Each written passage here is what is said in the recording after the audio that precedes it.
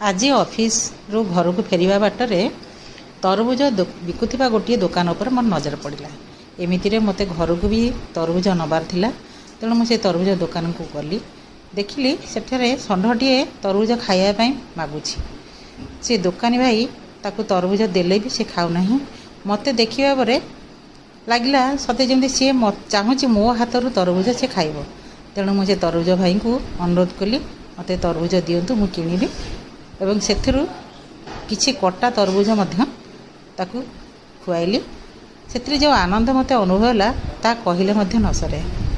तेणु मुझे तरबुज किणी किसी समय पर घर को फेरी आसली।